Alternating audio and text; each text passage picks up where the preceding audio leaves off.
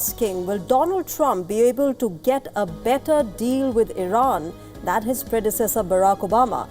Trump, remember, has always lashed out at Obama for the 2018 nuclear deal. In 2026, what will Trump get? That's the question. And in just a few hours from now, the people of West Bengal will seal the fate of candidates in the first phase of elections. We get to you all about the preparations. But first, let's talk about the Iran war.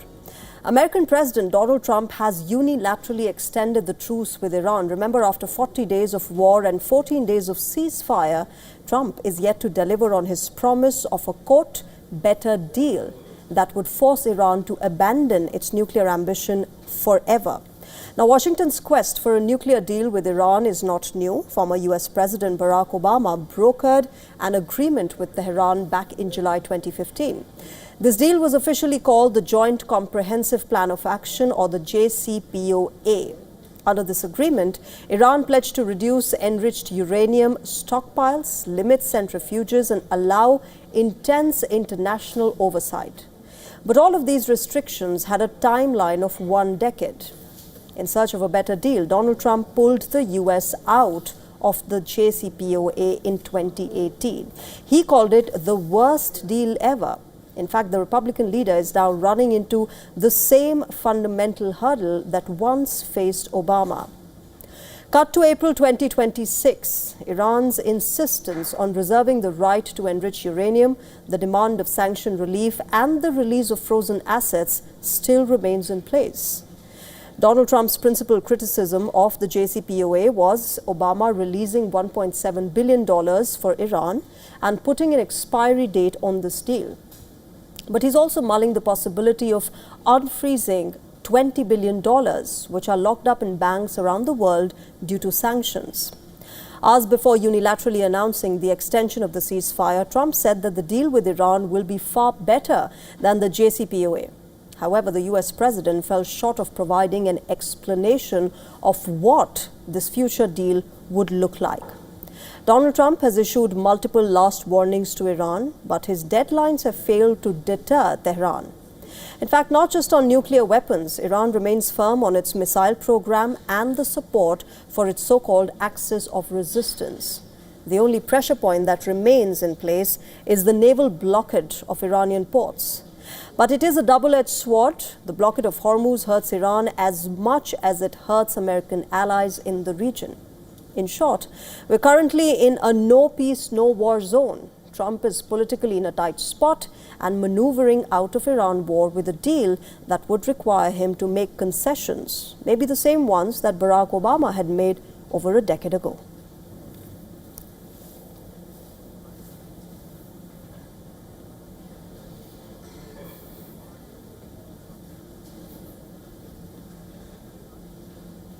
Let me welcome my guests on the show. Lieutenant Colonel Daniel L. Davis is a military expert and host of Daniel Davis Deep Dive on YouTube. He's joining us live from Sterling, United States. Colonel David, good evening. Welcome to WION. My first question to you, do you expect Donald Trump to get a better deal than Barack Obama, considering the fact that the Iran of 2015 and 2018 is not the same Iran in 2026? Now it knows that it has a powerful hand over the Strait of Hormuz. Yeah, no, there's no chance whatsoever. Now then, the best that we can hope for is just a face-saving limp away from this, and hope that we can get the Strait of Hormuz back open up and get the flow of oil, petrochemicals, fertilizers, and everything else back going to a normal speed, so that we can get the global economy, off the life support system that it's basically on right now. The thing is, there was a deal that in some ways was better than the JCPOA, and that was on the table by the Iranians on the 26th of February, 2 days before the war started. President Trump was delivered an incredible deal that the Iranians said they would go to zero enrichment, that they would not have any reprocessing potential, and that they would put on support for their proxies and their long-range missiles, at least on the table. But the two biggest things that President Trump has said has been driving all of this is no possibility of having nuclear weapons was hand-delivered on that day, but instead he threw that in the trash and launched a war 2 days later. And now, because, as you point out, they have taken physical control of the Strait of Hormuz and demonstrated they can do it any time that they want to, we'll never be able to go back to a deal like that again. And now then the Iranian side is demanding, they're not going into negotiations being willing to hand over something. Now then they're saying, you're going to give me something like the frozen assets you referred to, security guarantees, and a number of other things. So, Colonel Davis, help me understand this then. Then whatever Donald Trump says about an Iran deal, he rarely does not mention Barack Obama. Therefore, the question is it, a strategic thought that he puts in that, look, this is something that we will do better than Barack Obama, or is it just a desire to rip through anything that is Obama's legacy? Well, unfortunately, you have to say it's some derivative of both of those things, because he has throughout his career had for some reason, a special animus for Barack Obama, and anything that had his name on it, like the healthcare system, he's always just been trying to chop that down. And then this JCPOA, those are the two things that has his name that he's just been relentless trying to get rid of. And I just don't understand it, honestly, because he could have had something, again, even if that was his motivation, he could have had something that could justly be said, this was better than Barack Obama. The Iranian side was willing to do it. That prior to the war starting, they were willing to verbally say, yes, this is better than the deal we gave to Obama, helping Trump out. And for some reason, he just couldn't take the win, and now then he's going to have a strategic loss. That's already baked in. Okay, Colonel Davis, my last question to you then. The earlier JCPOA under Obama administration had conditions which Iran agreed to, such as freezing nuclear ambitions and letting global energy experts inspect their nuclear sites in exchange for lifting of sanctions. Now, of course, you've got Donald Trump, who says that he will get a better deal. Do you think he will, get something better in terms of, concrete action or concrete agreements by Iran, or he'll just, sort of have a deal where he'll put out some major highlights and say something like, they're going to be freezing their ballistic missile production and claim that as victory and get out of this war?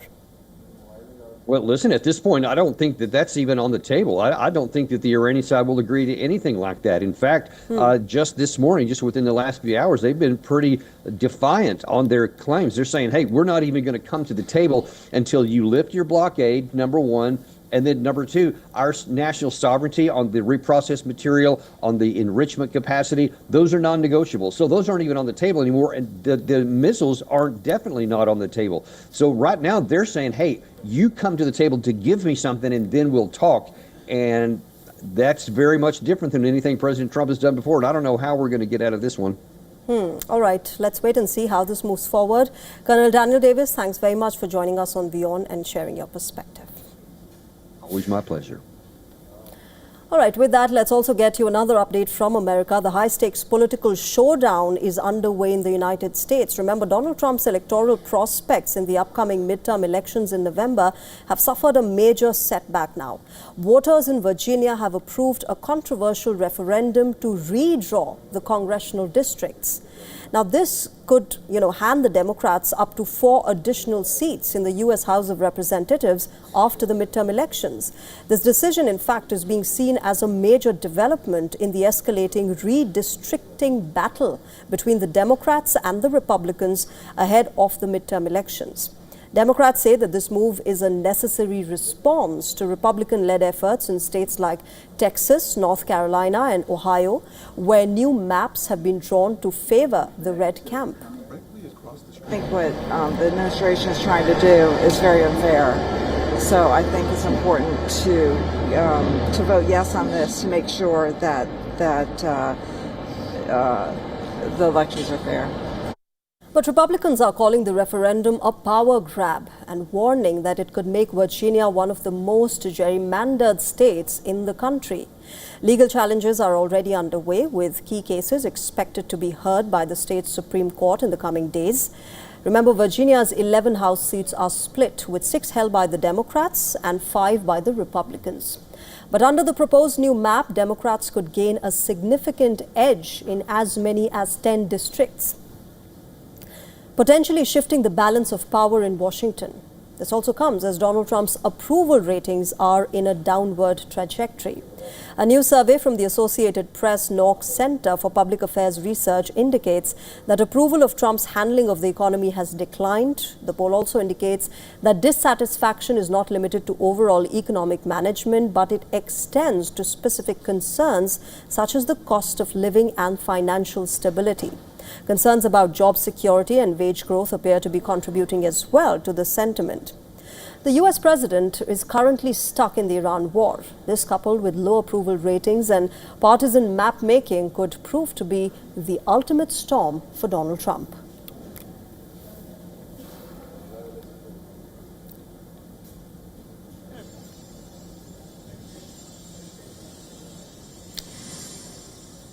All right, let me go across to Susan Tehrani, my colleague. She's joining us live on the broadcast from New York. Susan, quite a setback for the Republicans as far as the Virginia redistricting is concerned. But how are the Republicans reacting to this, and how are they strategizing moving forward, considering that it's come ahead of the November midterms?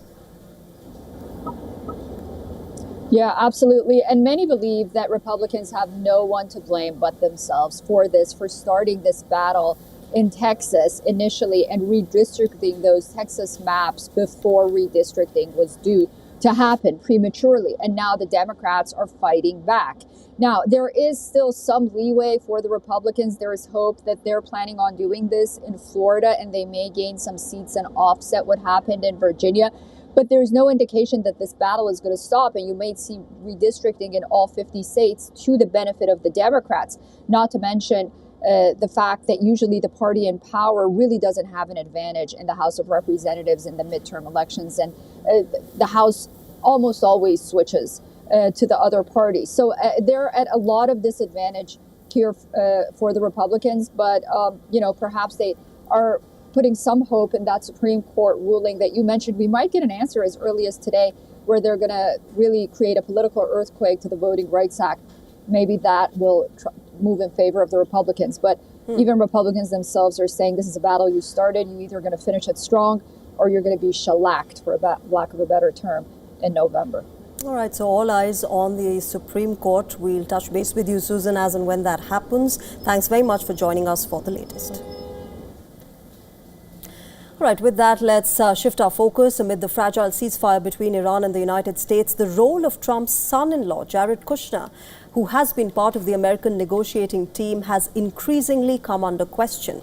In the latest, Democratic Congresswoman Yasmin Ansari has accused Kushner of soliciting billions of dollars from the same foreign governments that he's negotiating with. In a fiery speech in the House of Representatives, Yasmin, who represents Arizona's 3rd Congressional District, tore into Jared Kushner, accusing him of open, naked, and brazen corruption. Jared Kushner, remember, has been a key figure in American foreign policy since Donald Trump's entry into the White House. Alongside the American Special Envoy Steve Witkoff, Kushner has been part of the negotiations, first in the Russia-Ukraine war and now in Iran's conflict with the U.S. Earlier, senior Democratic lawmakers had demanded answers from the White House about efforts by Jared Kushner to raise billions of dollars from West Asian governments for his private equity fund, while also serving as an envoy in the region for the Trump administration.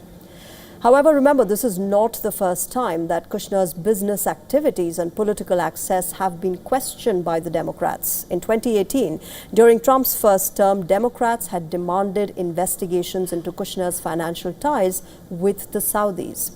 Then in April 2022, a New York Times report had alleged that Kushner had secured a $2 billion investment from a sovereign wealth fund directed by Saudi Crown Prince Mohammed bin Salman, despite the objections from the fund's advisors.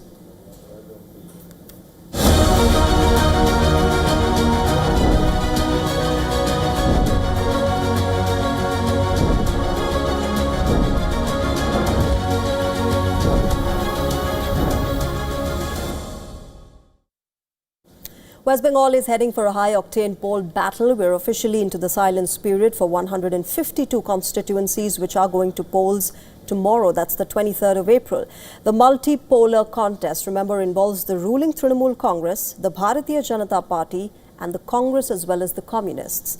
Now, this silence period does not apply to constituencies which are going to polls during the second phase, that is on the 29th of April, which means that half of West Bengal is still witnessing full-blown political campaigning. The BJP and TMC continue to exchange allegations. Union Home Minister Amit Shah said that the state government had encouraged infiltration to consolidate its voter base. TMC, on the other hand, has accused BJP of manipulating the electoral process. In a written complaint before the Election Commission, TMC said that the BJP is bringing in voters from Surat to West Bengal ahead of the elections. Meanwhile, the stage is set for voting across 152 seats. Security arrangements have been tightened in and around the polling booths. The highest ever personnel of Central Armed Police Forces have been called in for election duties in the state of West Bengal. Let's also tell you about the key candidates who will be on the ballot in this first phase. First up is Shubhendu Adhikari. He's the leader of the opposition in West Bengal. And Adhikari is a political heavyweight who defeated Mamata Banerjee from Nandigram seat in 2021 assembly election. Then you've got Adhir Ranjan Chaudhary. He has served as leader of the Congress party between 2019 to 24. He's currently the member of parliament from Behrampur seat. Chief Minister Mamata Banerjee is contesting from Bhabanipur seat, which will go to polls during the second phase. She is seeking a fourth consecutive term as the West Bengal Chief Minister. The results will be announced on the 4th of May.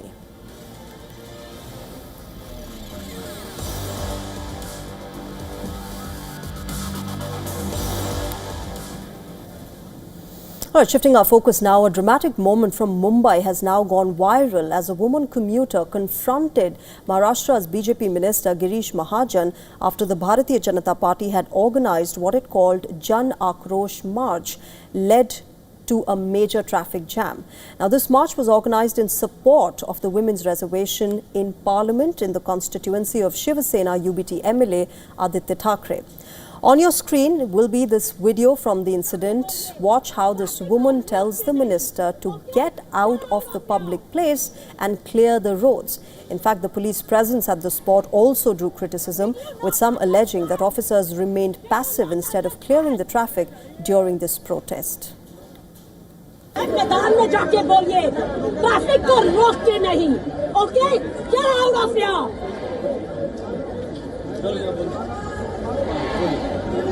did you not understand अरे जाइए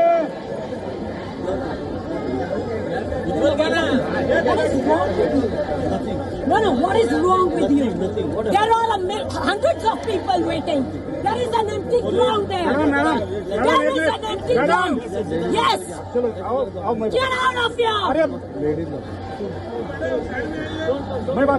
मेरे से कोई बात नहीं करेगा. यहाँ से इस ट्रैफिक को हटाओ.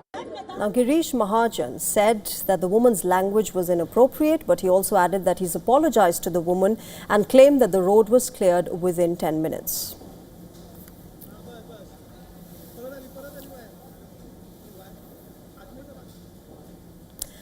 All right, shifting our focus now, Israel is heading for the parliamentary elections later this year. Benjamin Netanyahu is seeking yet another term, but who will be challenging him for the post of Prime Minister? According to polls, the race for the opposition leadership is being led by a lesser-known face this time around. Israel's former army chief, Gadi Eisenkot, is leading the opposition leadership race, leaving behind leaders like Naftali Bennett and Yair Lapid. 27% people say that they prefer Gadi Eisenkot as the opposition's main candidate in the upcoming elections, while Bennett and Lapid get 16 and 6% respectively. Mansour Abbas is on the third place with 10% support. Netanyahu's return to power seems tough. Even before the Gaza war, remember, Israel was embroiled in political instability. From 2018 till 2022, a total of 5 parliamentary elections were held in Israel, all of which failed to deliver a clear verdict. It's been governed by Netanyahu throughout the war, but global and domestic perception has shifted. Prime Minister Netanyahu is facing a corruption trial now. He has been under trial for the entirety of his current prime ministerial term. He's appealed for pardon as well, but he could be barred from running for office if the verdict in these cases go against him.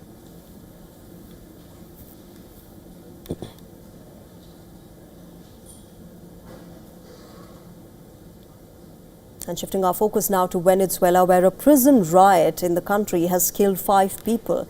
This incident has caused an alarm, with human rights agencies pointing fingers at repressive mechanisms in the country. The deaths occurred at a maximum security prison named the Yar 3rd Jail on Monday. The prison lies about 70 kilometers outside the capital, Caracas. The fighting among prisoners quickly escalated into a riot. The public prosecutor's office has launched a probe into the incident. So far, 5 inmates have been identified. The Yar prison complex consists of 3 separate facilities, with Yar 2 known for holding political prisoners. Ousted leader Nicolas Maduro ordered a military operation in 2023 to regain control of the country's main prisons, after which dozens of prisoners were transferred to Yar 3. Amnesty International says that Venezuela has not dismantled its state repressive apparatus after America captured Maduro. We have seen changes within the government that seem to point toward the consolidation of some form of control and repression. For example, the appointment of a high-ranking official from Nicolas Maduro's government as the new Minister of Defense. Venezuela's prison system, remember, has faced frequent complaints of overcrowding and lack of security, with criminal groups exerting control in many facilities. After the ouster of Maduro in January, at least 46 political prisoners, reportedly linked to the oil industry, were released last week.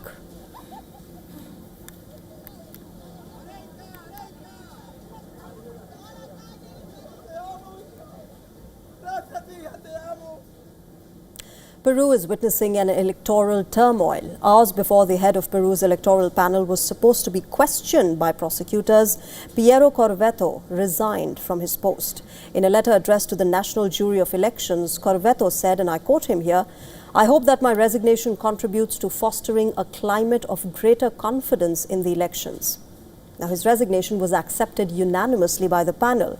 Corvetto arrived at this location and he later left the anti-corruption prosecutor's office in Lima while being surrounded by reporters as a woman outside shouted criticism over the delayed delivery of voting materials. The presidential candidate, Keiko Fujimori, called this resignation as good news for Peru and urged institutions to investigate the events, while the candidate, Roberto Sanchez, said that the system mattered more than any individual and that any action should follow due process. With the runoff ahead, this was good news for Peru and good news for Peruvians that this man stepped aside. Beyond his departure, I also think it was very important for the relevant institutions, the Comptroller's Office, the National Board of Justice, the Public Prosecutor's Office, and the press itself, to look into what happened in this first round. The system matters more than the individual. A well-organized system is more reliable than any one office holder. But if action has to be taken, then it should be taken properly and with due process.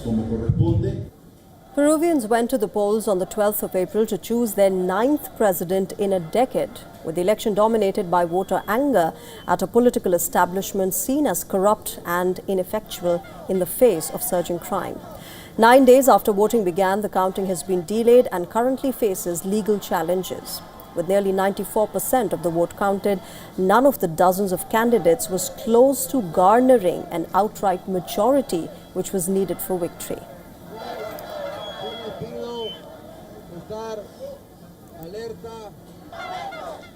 With that, it's a wrap on this edition of Race to Power. As always, we will keep getting you news and analysis from across the world. Thank you very much for joining us tonight. Bye-bye.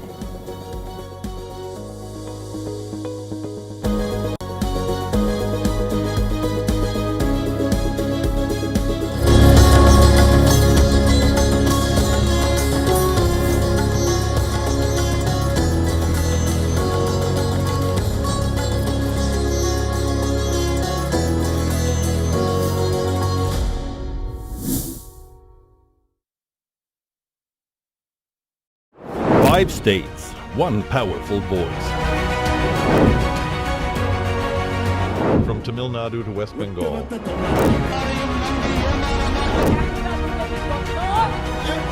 Kerala to Assam. Every vote shapes the future. Get the election pulse only on WION. In-depth coverage of global issues broken down into facts, figures, and simple words. Backed with analysis from field experts who truly matter, because we believe in decoding the real picture for you. So you get a much wider and deeper understanding of stories from around the world, a 360-degree analysis. An award-winning documentary series, week after week creating the maximum impact. Watch WION Wide Angle at these times on WION. World is One.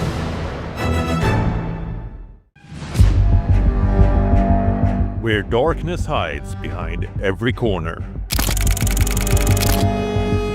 Where the truth is stranger than fiction. A show that dives deep into the stories which shock and mystify. Unsolved murders. Psychopaths who defy explanation. International war crimes. And millions swindled in financial fraud. The victims, the accused, and the sinister plot. Crime is your front row seat to darkness.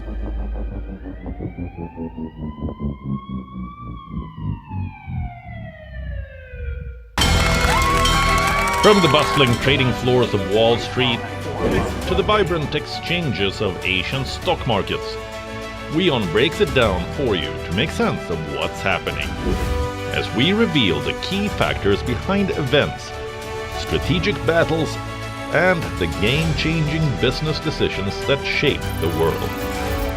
We bring you all of this and more on World Business Watch.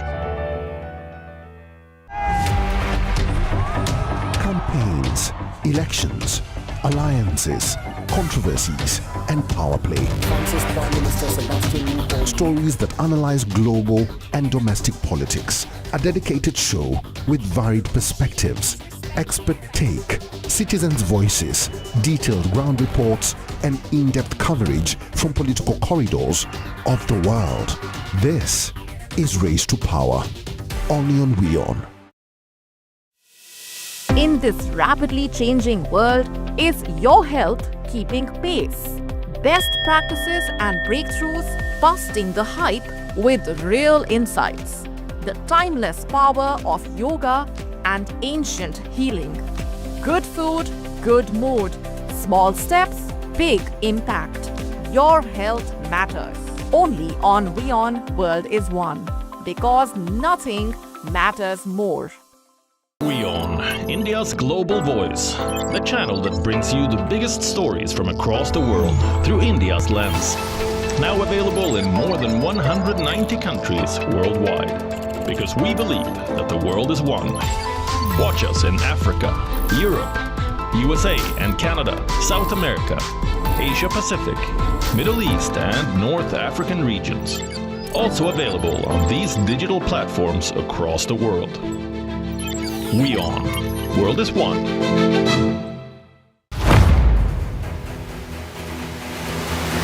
Get the latest updates. Destroy their breaking missiles news. and raise their...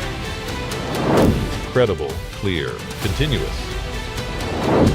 Experts across aisles. Diverse voices, one platform.